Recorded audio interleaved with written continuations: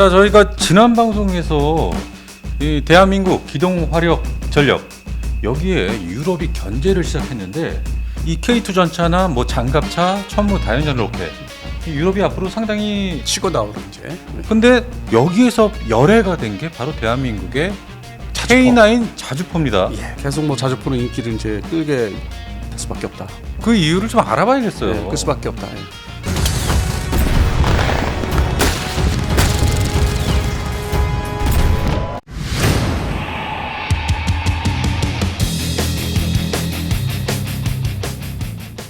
지금 전 세계에서 이 K9 자주포가 세계 시장의 절반을 휩쓸었습니다. 근데 답은 간단합니다.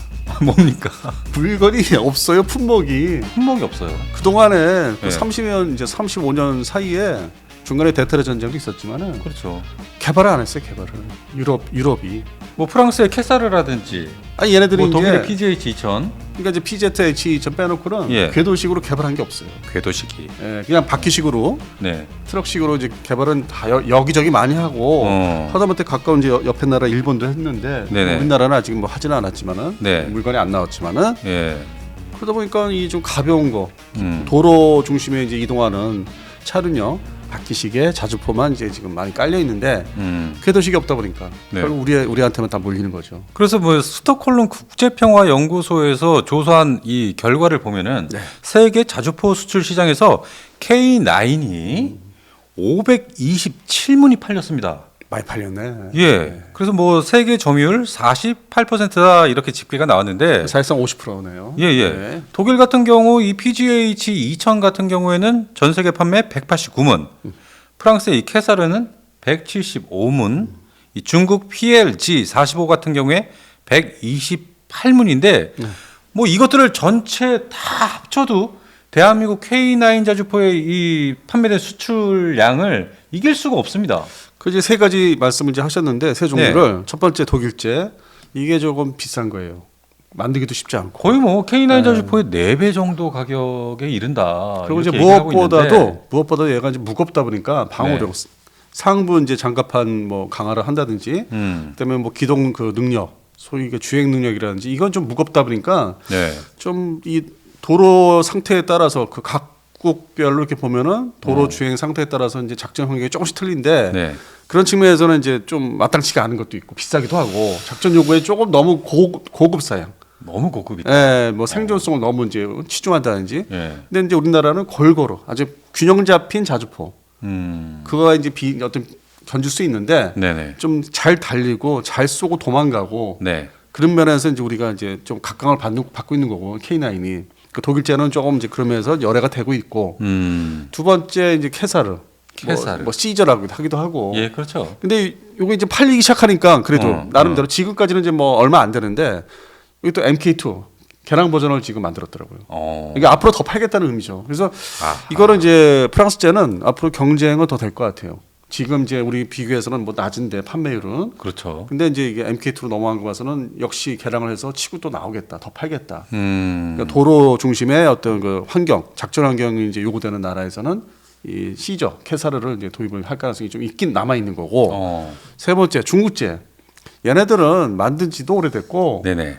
아주 찹다구리한 자주포 조금씩 뭐 이렇게 시험 예. 테스트하는 식으로 이 종류가 너무 많고요. 그러니까 표준화도 안 돼 있고 그리고 이제 해당되는 나라에서 자주포를 많이 대량으로 사용을 이제 해야만 뭔가 군수 지원도 좀 원활하게 되고 여러 가지 좋은 점이 있는데 네. 이게 지금 너무 수출 품목에 이제 치중하다 보니까 조금씩 소량 생산. 어. 그 뭐 대표적으로 뭐 중국제를 산 나라가 뭐 쿠웨이트가 이제 뭐 걸프전 끝나고서 뭐 그랬는데 네. 지금 와서는 자주포가 이제 좀 중단돼 있는 수출이 왜냐면은 대만을 침공해야 되기 때문에 자국 내수 빨리 생산 배치 받아야 되는. 근데 거기에 치중. 그래서 무슨 또 얘기냐면 이게 러시아가 지금 우크라이나 침공하면서 무기가 부족한 사례. 그러니까 수출 시장에 신경 못 쓰는 거죠. 그렇죠. 어쨌든 자기들 친한 나라들한테. 네. 두 번째 중국도 마찬가지예요. 침공을 이제 하려고 하니까 27년도 뭐 전후로 해서 준비를 하다 보니까 무기를 많이 수출하기는 좀 어려운 상황이고. 그래서 이게 지금 모든 환경이 네. 그러니까 러시아, 중국, 뭐 서유럽, 독일 중심의 이런 환경이 다 맞아 떨어지다 보니까 우리 물건밖에 없어요 대한민국 K9. 그래서 이 K9 자주포가 2001년에 터키에 처음 수출되지 않았습니까? 그때 10억 불인가 뭐 그랬다고 하더라고요. 네. 그 이후로 현재까지 한 10여 개국까지 수출이 됐습니다. 네. 뭐 터키, 폴란드, 핀란드, 인도, 노르웨이, 루마니아 등등. 예. 다 이제 뭐 전쟁에 어떤 이렇게 좀 바람이 불고 있는 나라, 가능성 있는 나라들이 지금 급히 사 모았죠. 그러다 보니까 이 K9 자주포가 세계 자주포 수출 시장에서 이 점유율 1위를 기록하고 있는데 이 유럽 시장도 이 K9 자주포를 이길 수가 없어요. 그러다 보니까 독일이 이제 뭐 차륜형 쪽으로 걔들도 이제 가고 있지만은 뭐 프랑스도 그러고 있고, 그렇죠. 뭐 영국도 이제 채택을 했지만은 네. 뭐 스웨덴에서 만든 거 도입을 이제 한다고 이제 발표도 했지만은 그건 다 바퀴식이고. 반면에 이제 유럽의 기존의 뭐 70년대, 80년대 미국제 M109 그 시리즈의 자주포가 네. 면허 생산 형식으로 들어간 게 나라가 있어요. 그 스위스하고 이탈리아 아닙니까? 네, 예. 그 두 나라가 이제 있는데 지금 당장 갖다 버릴 수는 없고. 네. 그러자니 이제 고민이 되고 그 비싼 뭐 PZH-2000을 사기가 좀 뭐 가격 대비 이제 효용성이 떨어지니까 너무 비싸니까. 그렇죠. 그러다 보니까 이제 K9을 이제 기웃거리려고 이제 마음속으로는 이제 생각하는데 워낙 스위스, 이태리가 어떤 나라입니까? 네. 2차 대전 이래로 또 친한 독일하고 친한 나라. 아, 그렇죠. 예, 근본적으로. 예. 예, 뿌리가 오래됐으니까. 그러니까 이제 이런 좀 이렇게 상황에서 애매모호한 상황에서 그 독일의 라인 메탈이죠. 네. 치고 나온 게 있습니다. 야, 우리 52구경장에 포신을 니네 미국제 자주포에 갈아 끼우면은 효과가 나온다. 그러니까 M109 차체에 그 시리즈에 예, 라인메탈사의 52 구경장을 올린다. 예, 갖다 끼워자 교체하자. 그러면 그 멀리 날아가잖아요. 그렇죠. 뭐 발사 속도야 뭐 두 번째고 네네. 멀리 날아가니까 급한 대로 이렇게 해서 이제 뭐 러시아의 침공에 대비하자. 그래서 그게 1년 한 더 됐죠. 1년 전 거의 1년여 전에 이 테스트에 성공했어요. 그러니까 일단은 이제 못 들어오게. 예. 대표적으로 스위스나 이태리 면허 생산한 국가에 이제 뭐 우리 거를 기웃거리지 못하게 그런 효과는 있죠. 근데 내가 이거 여기에서 이제 교훈을 이제 얻은 거는 제가 이걸 보면서 자, 그럼 뭐 그 나라 이제 그쪽 지역의 사정이니까 그렇고 그럼 대한민국에도 이 M109 시리즈가 천여 문이 있는데 물론 2011년부터 그러니까요. 2011년부터 시작해서 개량 사업을 다 끝내가지고 K55A1이라고 하는데. 예. 이 근본적으로 좀 사거리를 좀 더 늘려야 되는 문제가 있어요. 더 멀리. 물론 이제 포탄 뭐 좀 비싼 거 쓰고 하면 랩탄 이런 거 쓰면은 뭐 날아간다고 하는데. 그렇죠. 그러면 이제 장기적으로 이제 미래 지향적으로 보면은 뭐 K9, A2나 A3가 지금 개발 동시에 되고 있는데 이거를 신규 생산해서 갖다 넣기에는 우리 대한민국 국군이 사야 될 물건이 너무 많기 때문에 늘어나서 이제 드론까지 포함해서 그러니까 투자가 이제 그렇게 할 또 시기가 아니야. 앞으로는 지금부터 앞으로는 자주포 신형 자주포를 신규로 생산할 또 시기도 아니기 때문에 네네. 기존에 한 50% 차지하고 있는 K55A1을 개량해야 되는 또 개량을 한다. 물론 이제 또 나머지 K9하고 K9A1이 있는데 이거는 이제 개량을 이제 그 자체 플랫폼을 A2나 A3로 이제 개량하기 때문에 그건 이제 예정돼 있는 거고. 그래서 K55A1을 이런 식으로 우리도 개량 사업을 해야 된다. 아, 스위스나 이탈리아처럼. 우리나라도 52 구경장이니까 네네. 현대 이화에서 만드는 거. 네네. 그 대량 생산해서 갖다 갈아 끼우면 되죠. 그러니까 대한민국에서 지금 현재 보유하고 있는 자주포 K55A1이 거의 천여 문, 예. K9도 천여 문, 예. 2천여 문의 자주포를 보유하고 있는데 지금 뭐 K9, A2나 A3 나와봤자 이 대한민국 군에서 소화를 시킬 수가 없습니다. 일단 우선 그 투자 대상이 아니기 때문에 자주포는 이제 그러니까 그 키트 계량 키트를 갖다 집어넣고 이제 뭐 무인화 시킨다든지 하나는 반무인화 시키는 거 네. 그게 중심이기 때문에 신규 생산보다는 이제 계량 키트 사업으로 갈 것이고 그러면 이제 점점 그 시간이 가면 갈수록 2030년대 이제 진입해서 40년대 바라볼 때 계량 사업들이 본격화 되는데 네. 그러면 그때 가서 K55A1은 이제 구닥다리가 구형이 되는 거죠. 그러니까 이 자산을 또 우리도 활용을 또 하려면은 우리도 개량 사업을 또 동시에 또 해야 되는 거죠. 이런 사례도 있고 네. 유럽의 사례도 있기 때문에 우리도 이제 현대위아라는 아주 우수한 그 포 만드는 회사가 있기 때문에 포만 따로 생산해서 갖다 끼우자. 우리도 똑같이. 아, 그게 좀 합리적이겠어요. 그렇게 하면서 이제 국내 방산업체의 어떤 그 기반을 좀 든든하게 해주는. 왜냐면은 K9, A1, A2, A3가 이제 수출 계속 뭐 여기서 찾을 테니까 네. 그 해당되는 포를 만드는 회사는 현대위아. 현대위아. 현대이아를 좀 기반을 더 든든하게 좀 튼튼하게 만들어 주려면은 이런 사업도 내수 사업도 있어야 되고 수출 사업도 하면은 아주 이게 아주 탄탄해지겠네요. 탄탄해지는 거죠. 오. 그리고 이제 신형포를 또 개발할 수 있는 어떤 그런 기반이 되는 거고. 사실 전 세계에서 자주포의 나라다 하면 역시 대한민국을 지금 꼽을 수가 있는데 사실 이 대한민국도 자주포의 나라라고 하기에는 먼저 이 한 국가가 있었습니다. 최근에 뭐 이제 유튜브 동영상 다른 데서 이제 올려주신 거 보시면은 네. 북한의 뭐 곡산 자주포, 뭐 주체포 이라고 하는 게 네. 그 열차에 실려서 이제 러시아 쪽으로 넘어가는 영상이 그 이제 공개가 됐었는데 곡산을 개량한 게 주체인데 네. 같은 이제 시리즈인데 이게 북한에 한 1000여 문이 있대요. 오. 많이 갖고 있죠. 많이 있네요. 그리고 이게 1994년도인가요? 불바다 북한에서 이제 판문점 회담할 때 그거의 어떤 본질이 이 포였거든요. 그걸 믿고 그렇게 저지른 거죠? 서울을 불바다 만들겠다. 네. 그러니까 DMZ 넘어 뒤쪽에서 이 북한의 이제 그 뒤쪽에서 쏘면은 그냥 서울에 떨어진다. 사거리가 40km 이상이니까. 그렇죠. 그것도 이제 뭐 랩타를 쏘면 60km까지 바라볼 수 있다고 이제 아주 논리적으로는 그게 나오는데, 그래서 이것이 어떻게 나온 것이냐. 그 다음에 이것 때문에 우리가 어떻게 한 것이냐. 그 과정을 보면은 1970년대 이제 우리 대한민국엔 자주포라고 하는 게 미국은 주한미군이 7사단 철수하면서 넘겨준 M110, 107 자주포가 있었어요. 네네. 바로 이제 인수 받았는데 많지는 않고 뭐 몇 개 대대. 근데 이게 보면은 이제 하나 그 M107을 보면 포신이 되게 긴데 이게 비슷해. 뭐 곡산이나 주체포처럼. 네. 뭐 순서는 이제 이거를 가지고 북한에서 이제 모방을 한 건데 좀 더 멀리 날아가게. 미국제를 가지고. 미국제를 이제 보고서 이제 그러니까 북한에서 도용을 한 거죠. 근데 우리는 그 숫자가 얼마 안 됐었고 70년대 이제 초중반 얘기인데. 네. 그러다 보니까 이제 북한이 먼저 자주포 개발에 열을 내기 시작한 게 70년대 중반이에요. 물론 이제 그것의 핵심이 이제 곡산 자주포인데. 네. 그러다 보니까 70년대 북한이 자주포를 뭐 122mm, 130mm, 뭐 150mm 이제 포의 어떤 그 구경을 얘기하면은 그 세 종류인데 6종류를 만듭니다. 포 기준으로는 세 종류인데 차량 종류는 6종류를 집중적으로. 그래서 이게 실제로는 북한이 이제 자주포의 어떤 저기죠 본거지가 되어버린 거지.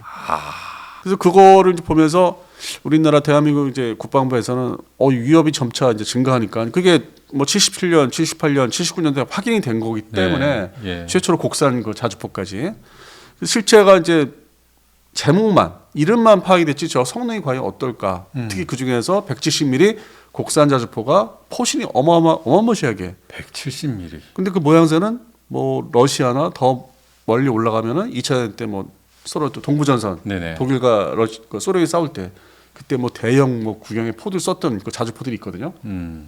발사하는 건 되게 이제 힘들지만 한번 발사하려면 시간 많이 걸리고. 네. 근데 한번 포탄이 떨어지면 뭐 작살나는. 그래서 그런 게 이제 역사적으로 있었기 때문에 우리가 대한민국 국방부에서 이제 받는 위협이 이제 상당히 컸었죠. 그래서 시작된 게 대응하기 위해서 시작된 게 그 지금의 이제 K55 A1 지금 A1이죠. 그렇죠. 근데 이제 1980년대 K55 자주포 탄생의 이제 배경 면허 생산 급하게 하게 된 게 그러니까 미국에 이제 달려갔더니 그러면 M109 A2를 면허 생산해라 공장 차려서 그게 이제 삼성 테크인이었죠. 그렇죠. 지금은 이제 하나 에어로스페이스. 예. 그렇게 해서 그것도 1000여 문을 우리가 만들게 된 거죠. 80년대 중반부터. 지금까지. 예. 근데 이게 뭐 아시는 분들 알겠지만은 K55 A1으로 개량했지만은 이게 발사 속도나 방어력이나 뭐 기동 성능이 그렇게 뭐 좋은 건 아니었다고 하더라고요. 지금 이제 개량해서 어느 정도 보완이 됐는데. 네. 그래서 북한이 6종류를 대량 생산할 때 우리는 이제 집중한 게 K55 자주포. 물론 이제 미국제 M107하고 M110은 이제 얼마 안 되는 부대가 이제 뭐 한 줌이고 파주 지역, 금천 지역에 이제 배치가 됐었는데 네. 그런 건 또 유사시에 뭐 주한미군의 전술핵이 있을 때니까 전술핵 투발 목적이 더 강했고 그 이제 89년, 90년, 91년 다 사라졌지만은 네. 그래서 이제 K55가 등장 배경이 이제 북한의 6종류의 자주포에 대응하기 위해서 거기에 핵심은 170mm 곡산 자주포였고. 그러니까 결국 이 대한민국의 K9 자주포 그러니까 세계 최강이 되기까지는 이 북한을 견제하다 보니 이렇게 발전할 수밖에 없었네요. 그래서 이제 70년대 이렇게 되고 80년대 또 와서 네. 북한이 곡산 자주포를 또 이게 발사 속도 느리고 뭐 운영하기 어려우니까 또 개량해요. 네. 그 소위 그게 주체포라고. 네. 그러니까 뭐 한국식으로 아니 미국식으로 표현하면 A1이라고 할 수 있는 거죠. 개량한 게 주체포가 이제 80년대 중반에 등장하면서 이것도 대량 생산해서 앞에서 말씀드린 대로 500문, 500여 문. 그래서 합해서 천여문이죠. 지금. 천여문. 예, 그래서 일부를 지금 러시아에 주고 있고. 어. 그래서 80년대 또 이제 이게 위협을 더 이제 가중시키니까 이제 부랴부랴 우리가 이제 K9 이제 개발을 이제 시작을 하게 된 거죠. 89년부터. 89년부터 해서 그러니까 70년대, 80년대 북한의 자주포가 다 합해서 8종류가 등장하니까 8종 세트가 그냥 등장을 해버리니까 이거 어마무시한 어떤. 그럼요. 그리고 한반도 6.25 전쟁 때 결국 이제 처음에는 이제 기갑전, 그러니까 북한의 T-34 85형이 내려온 게 이제 그게 이제 위협이 해서 다 밀려내 시작됐지만은 네네. 결국 이제 전쟁이 이제 중반 휴전까지 가기까지는 포격전이었거든요. 아. 남북한 포격전이 아주 뭐 예. 유례 없이 그냥. 그래서 이제 그거로 인해서 포병이 상당히 중요시되긴 이제 했는데 그래서 북한은 또 거기에 이제 상당한 투자를 이제 70년대 80년대 했는데 우리는 견인포 중심으로 있었기 때문에 그렇죠. 그래서 이제 80년대 중반 85년부터 K55를 생산하면서 동시에 투트랙으로 야 이거 갖고는 안 돼. 이거 우리가 지금 면허 생산하는데 여기서 얻은 기술 가지고 더 한국형 시정 자주포를 빨리 만들자. 그게 이제 89년. 그러니까 85년대에 K55 면허 생산 시작. 네. 89년에 한국형 소위 K9 지금의 K9 자주포 개발 시작. 그리고 제가 개인적으로 K9 자주포가 어느 정도 이제 완성이 돼서 나올 것 같다고 이제 처음 이제 얘기를 들은 게 95년도 초였어요. 95년도. 예. 많은 국내 업체들이 예. 중소 업체들이나 많은 거 수입 업체들, 그러니까 해외 이제 부품 수입해야 되는 게 있기 때문에 예. 그래서 이제 노출되기 시작한 게 제 이제 개인적으로는 95년부터. 95년도. 95년 여름부터 이제 뭐 신형 자주포가 나온대 얘기를 들은 거예요. 그래서 2001년부터 이 K9 자주포의 첫 수출이 됐네요. 바로 이제 뭐 트리키에 이제 어떤 뭐 기술 생산 형식으로 넘어갔죠. 그러니까요. 그래서 지금 현재까지 대한민국 K9 자주포가 수출된 국가가 10개국입니다. 그런데 여기에 11개국으로 베트남이 드디어 들어오는데 많은 분들이 굉장히 우려를 하고 있어요. 왜 공산국가 여기에다가 대한민국의 기술을 넘겨줄 수가 있느냐. 돈이 그렇게 중요하냐 이러면서 이 부분 어떻게 생각하십니까? 우려하시는 이유가 이제 배경이 네. 베트남이 이제 그 제도 정치 제도가 이제 공산 국가지 않습니까? 네. 서로 뭐 관광하고 뭐 이렇게 왔다 갔다 하는 건 자유로운데 그러니까 중국하고 비슷한데 그리고 이제 무엇보다도 이제 사회 제도는 이제 그렇게 이제 자유로운 면이 이제 없잖아 있는데 네. 반면에 이 방산 소위 뭐 북한제 방위산업 우리나라 말하면 이제 북한제 무기죠. 그렇죠. 북한제 무기를 먼저 도입한 게 있어요. 뭐 미사일이라든지 잠수함도 있고. 잠수정. 예. 그런 이제 사례가 있기 때문에 쟤네들이 또 왜 북한제를 계속 뭐 사지 않고 우리나라 거를 사겠다고 이제 하냐. 네. 그런데 최근에 이제 한 10년 전부터 미국이 이제 이 베트남을 이제 중국 견제하기 위해서 무기를 이제 좀 풀기 시작하는 거죠. 시작을 이제 하나씩. 뭐 훈련기 지금 현재 훈련기인데 그 다음 단계로 이제 한국산 자주포를 이제 들어가게 해서 소위 중국을 국경선에서 견제하기 위해서. 그래서 그런 측면이 이제 강한데 우리 대한민국에서는 이제 우리 밀리터리 매니아 쪽 사회에서는 저것도 북한한테 알려주는 거 아니냐 또 이렇게 참관단 아니면은 뭐 기술 그러니까요. 분해하는 애들 네. 들어오게 해서 다 보게 해주는 거 아니냐. 그러면 이제 우리 손해니까 다 노출되니까. 그리고 그렇게 해서 가져가서 기술을 이제 다 이렇게 도면 그리고 뭐 다 이렇게 적어가서 바로 똑같은 걸 만들 가능성이 높다. 그 저도 어느 정도 좀 맞는 얘기라 생각합니다. 아, 그래요. 네, 좀 그래서 이제 그 기술을 다 습득해서 가져가서 자기들이 현재 남북한 자주포를 실제적으로 면밀하게 비교하면은 우리가 앞서요 질적으로. 그냥 숫자로 따지면 북한이 맞겠지만은 뭐 옛날 그 70년대 구닥다리 예. 제대로 뭐 발사가 될지 모르겠지만은 5종, 6종 세트. 8종 뭐 예. 그다음에 최근에 이제 8종까지. 2010년대 또 등장한 게 2종이 더 있어요. 아, 또 있어요. 2종. 그래서 거의 전체 뭐 10종 세트네요. 10종 세트인데 거기서 제대로 쓸만한 게 예. 가성비가 좋거나 뭐 아주 실전력이 우수한 거는 사실상 없다고 봐야 되겠죠. 뭐 170mm 뭐 그건 한 번 쏘고 이제 뭐 뒤로 빼야 되는 포니까 유사시에 먼저 선제 공격할 때 한번 빵 때리고 이제 네. 포탄 넣기도 어려우니까. 예. 그래서 가장 이제 북한에서 10종 세트인데 북한에서 가장 최신형 자주포는 M2018. M2018. 그러니까 2018년대 확인됐다고 해서. 아, 예. 여기에 이제 뭐 중국이나 러시아제 자주포를 이제 카피를 떴는데 이게 외형을 또 이렇게 자세히 보면은 또 K9 영향을 또 받아가지고 포탑이라든지 전반적으로 또 흉내낸 것도 있고 이렇게 참 섞었어요. 예. 근데 이 M2018이 네. 구경이 이제 152mm, 그러니까 러시아 152mm. 러시아나 중국의 원래 구경에 맞춰서. 대한민국은 155mm. 이건 이제 서방 측 예. 규격이고. 그래서 M2028이 이제 퍼레이드, 소위 뭐 북한의 김정인 그 이제 군사 퍼레이드 할 때 이제 노출이 이제 공개를 했는데 역시 이게 이제 대량 생산이 안 되고 현재 뭐 존재하는 부대가 한 개 대대나 두 개 대대. 그러니까 뭐 이미 뒤처진 거예요. 대한민국의 K9 자주포의 어떤 전력과 세력에 비교해서. 그러니까 그런 측면에서 그거를 이제 좀 베트남이 넘겨주는 맞서기 위해서 베트남에서 몰래 훔쳐온 기술 가지고 대량 생산 체제를 구축하면 어떻게 하겠느냐. 그러니까 북한이 대한민국의 이 기술을 카피할 우려가 있다. 하다못해 복합 소총까지 뭐 똑같이 만든 놈들이니까. 그런데도 이 베트남의 K9 자주포를 수출하려는 이유가 뭡니까? 방위사업청의 어떤 수주 실적, 수출 실적을 위해서. 돈 버는 거. 그다음에 나라 이제 점점 늘려야 되는 거. 최소한 뭐 15개국까지 가야 되는 거. 그런 뭐 실적 아니겠어요? 그래요. 방사업체는 무조건 팔면 되고.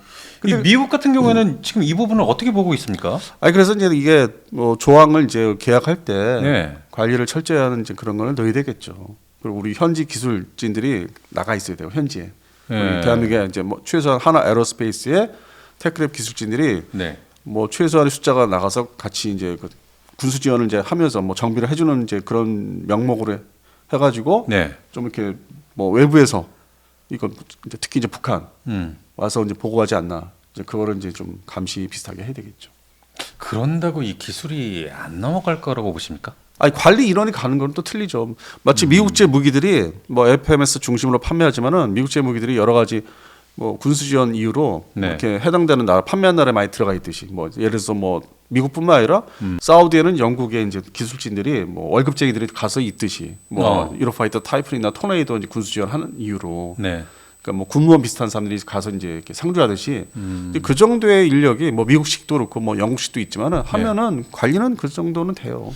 된다. 그러니까 그거를 이제 조항들을 철저하게 만들고 서로 이제 합의하고 파견 그 인력에 대한 인건비에 대한 것도 서로 이제 합의도 해야 되고 좀 복잡해지는 건 있죠. 이제 그 안에는 파견되는 소위 가서 이제 현지에 파견되는 인원 중에는 사실 보안 관계자들이 섞여서 들어갈 수 있고.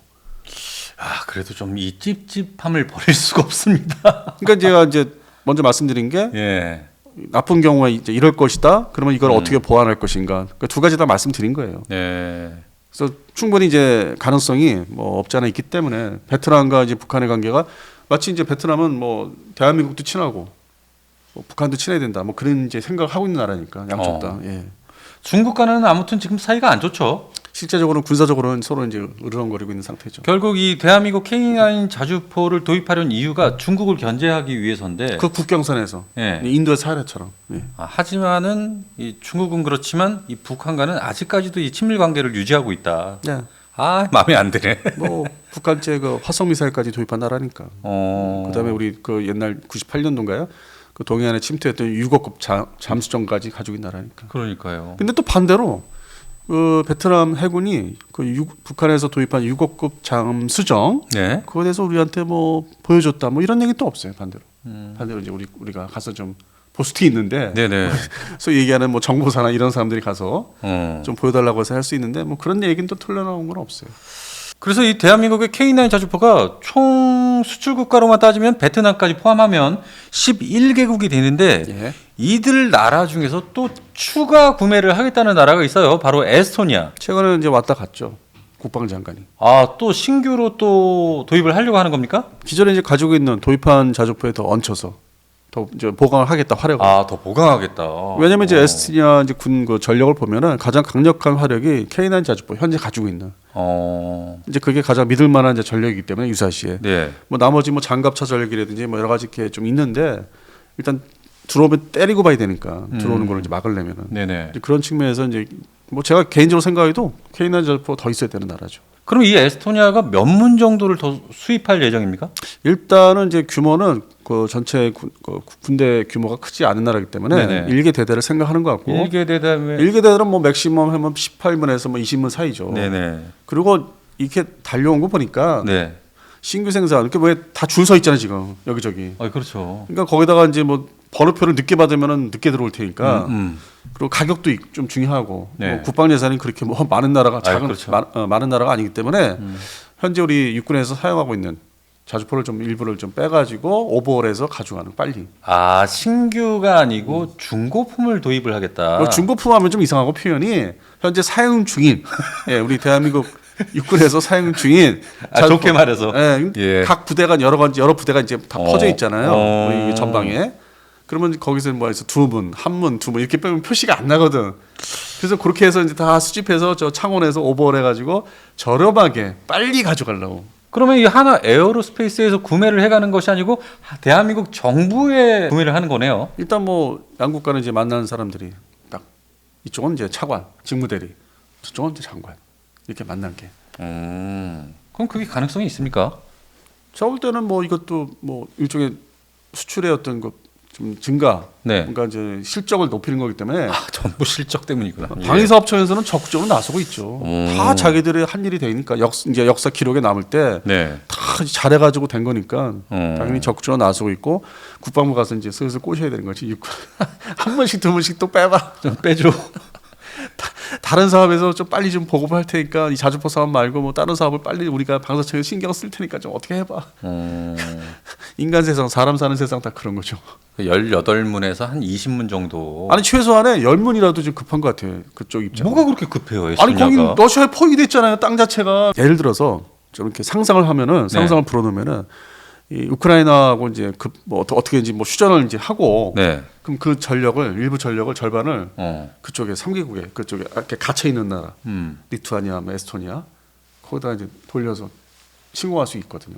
나토에서는 그걸 제일 우려하고 있고. 아 그래요. 일단은 그쪽은 이제 이렇게 좀 떨어져 있어요. 나토 지역하고 더 떨어져 있죠. 그렇죠. 그러니까 우크라이나는 폴란드하고 이제 붙어있나 있죠. 그러니까 무기를 이렇게 받을 수 있는데 이쪽은 이제 바다로 뭐 이렇게 발트해 쪽으로 해서 뭐 부대가 상륙 부대가 들어간다든지 급하게. 그래서 뭐 이게 좀 지리적으로 불리한 그 여건이기 때문에 일단 초기에 좀 불을 이제 진압하듯이 잡아야 되거든. 들어오는 걸 일단 때리고 봐야 되니까. 그러면 이제 이게 원거리 타격에서 가장 효율적인 게 뭐 미사일은 뭐 아니더라도 자주포가.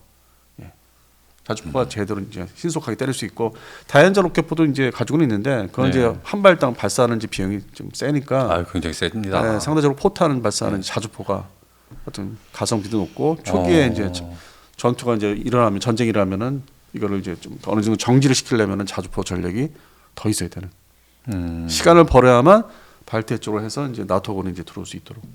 그 지금 유럽 측에서 이 서유럽이죠. 뭐 독일, 프랑스, 영국 이 3개국이 합쳐가지고 대한민국의 이 기동 화력들을 지금 견제를 아주 강하게 푸시를 하고 있는데 이 중에서만 제외된 게 바로 K9 자주포예요.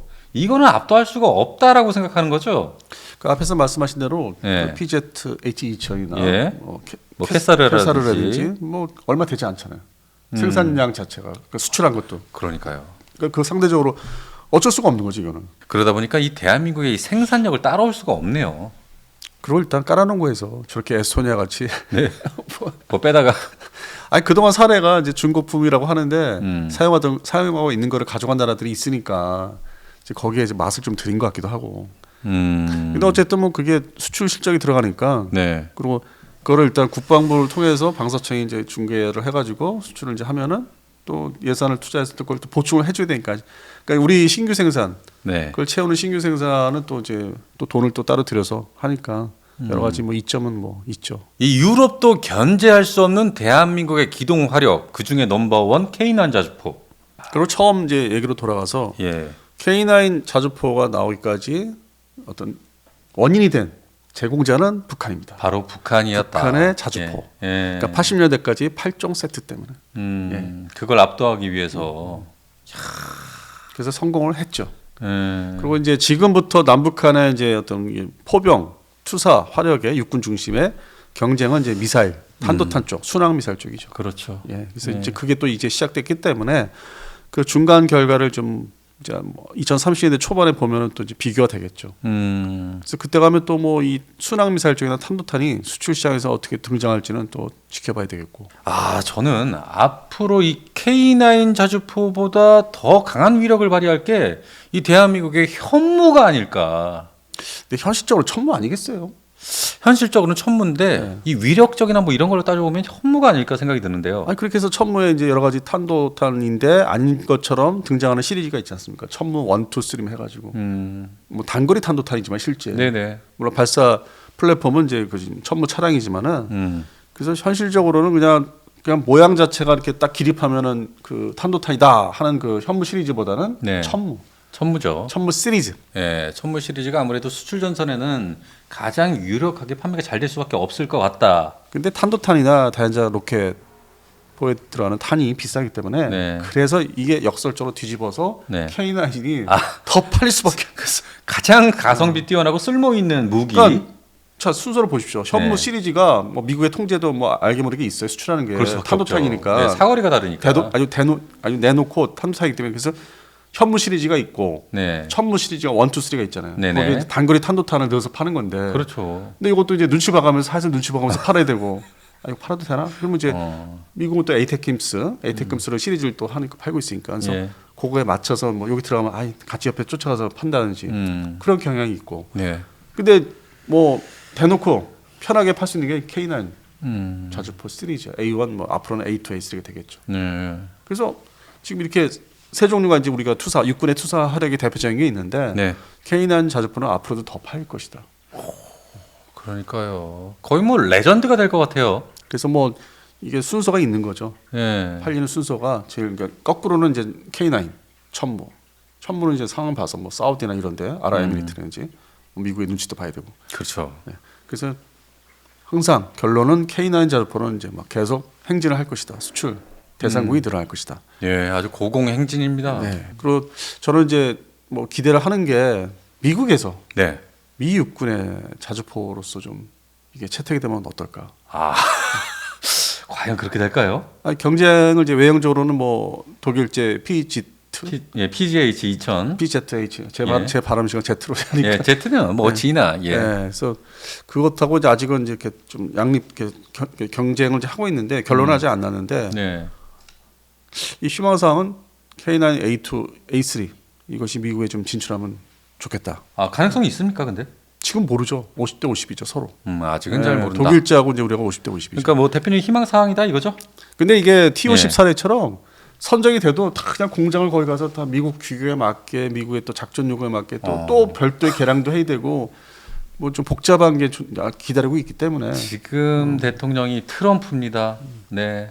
생산 다 미국 가서 해야 될 거예요. 그리고 기존에 이제 미 육군의 그 팔라딘 자주포가 A7까지는 이제 있는데 네. 이제 한 개쯤에 왔어요. 왜냐면은 팔라딘 이 자주포라고 하는 게 M109 시리즈가 1950년대 말에 처음 등장해서 지금까지 왔으니까 개량을 뭐 여러 차례 이제 뭐 7차례 했는데 그렇죠. 그래서 이게 이제 한계가 왔기 때문에 지금 트럼프 정부 얘기 이제 말씀하셨는데 네네. 그러다 보면 이제 이러한 여러 가지 소소한 이슈들이 이제 미 국방부 이슈들이 올해 중반 이제 후반부에 얘기가 나오긴 할 거예요. 뭐 결정도 한다든지 뭐 서두른다든지. 네. 그러면 이제 이게 상당히 이제 중요한 이슈가 되는 거죠. 뭐 우리가 베트남 뭐 이렇게 조그만 적게 파는 거 뭐 최대 108문이라고 하지만은 네. 미국의 소요는 뭐 지금에 있는 M109를 다 갈아치워야 되니까. 그럼 거의 천문에 가까운 수출을 할 수 있을 걸로 보이는데 이제 물론 이제 미군 그 규격 사양이 존재하지만은 일단 선택이 되면은 뭐 지금하고 또 다른 이제 상황은 이제 맞을 것 같습니다.